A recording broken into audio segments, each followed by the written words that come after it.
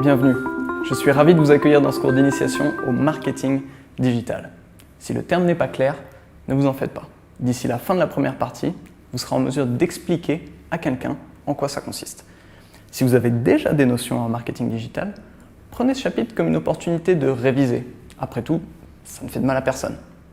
Alors, sans plus attendre, décortiquons le terme marketing digital.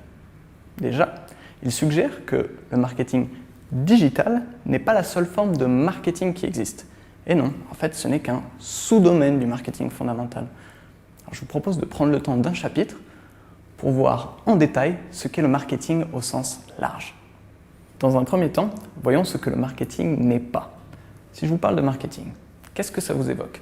Peut-être que vous avez déjà des a priori ou des préjugés sur la question. Vous ne seriez pas seul.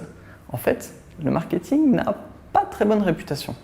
En entreprise, on a tendance à nous voir comme des beaux parleurs. Notre intérêt pour la psychologie du consommateur inquiète certains, alors que notre utilisation de jargon parfois intempestif exaspère d'autres. Pour le grand public et dans l'inconscient collectif, ce n'est pas vraiment mieux. On a tendance à voir le marketing comme l'art d'embellir la réalité, de créer des besoins ou de pousser à la consommation. Les plus extrêmes voient même le mot marketeur comme un synonyme de charlatan, quelqu'un de peu scrupuleux qui serait même prêt à vendre de la neige à un esquimau. Le paradoxe, c'est donc que le marketing n'a pas réussi à se vendre. Comme toutes les caricatures, elle n'est pas représentative de la réalité. Elle exagère et elle accentue les caractéristiques des plus extrêmes d'entre nous. Et souvent, ce ne sont pas les mieux intentionnés. Mais si le marketing était si mauvais, pourquoi est-ce que toutes les entreprises chercheraient à recruter des marketeurs pour les aider à développer leur activité? Après tout, on retrouve des marketeurs dans les entreprises de toute taille et dans tous les secteurs. Prenez Greenpeace par exemple. Cette organisation n'a rien de diabolique. Et pourtant, c'est une référence dans la publicité et dans le street marketing. Ce que je veux vous dire, c'est que marketing et éthique ne sont pas du tout incompatibles. Et ça n'aura plus rien de surprenant une fois que je vous aurai expliqué ce qu'est vraiment le marketing. Maintenant que vous savez ce que le marketing n'est pas, définissons-le ensemble. Alors, le problème, c'est que tout le monde n'est pas vraiment d'accord sur la définition exacte du marketing. Si vous ouvrez le dictionnaire Larousse, on vous parlera de prévoir, connaître et stimuler les besoins du consommateur. Ce qui est tout à fait acceptable, d'autant plus qu'ils mettent l'accent sur la notion de besoin du consommateur, une notion essentielle. Sachez une chose, il est impossible de créer le besoin. Ce que vous pouvez faire, en revanche, c'est stimuler un besoin déjà existant. Voilà pour la définition Larousse. Maintenant, si vous demandez à un influenceur dans le marketing, il vous donnera une définition beaucoup plus large, poétique, qui dit que le marketing englobe à peu près tout.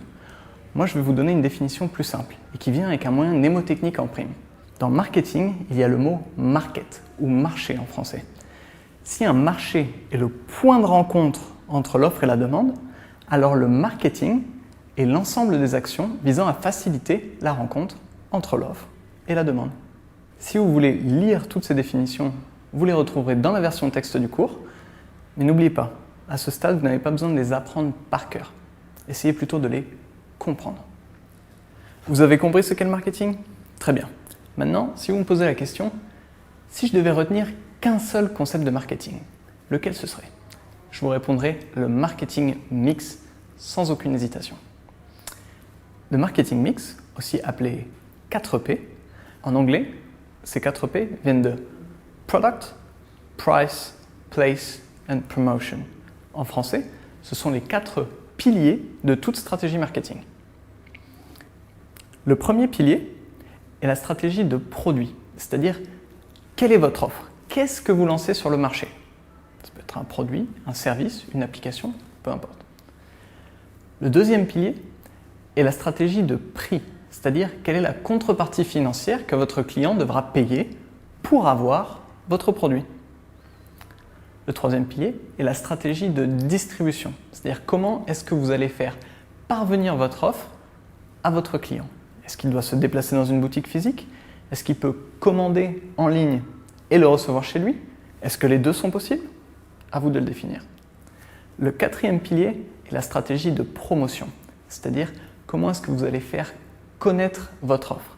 Quels canaux de communication allez-vous utiliser et quelles techniques allez-vous utiliser Vous pouvez considérer le marketing mix, ou ces 4 piliers, comme la recette du succès de votre entreprise. J'ai dit recette et pas formule magique. Un marketing mix qui fonctionne pour une entreprise ne fonctionnera pas forcément pour une autre. Vous devez donc voir la création de votre marketing mix comme une réflexion continue qui doit être faite sur mesure pour votre organisation et en fonction de son contexte. La seule chose qui est sûre dans tout ça, c'est que plus vos clients seront connectés, plus cette stratégie sera digitale. Alors maintenant qu'on sait ce qu'est le marketing fondamental et son concept clé, allons-y, voyons ce qu'est le marketing digital.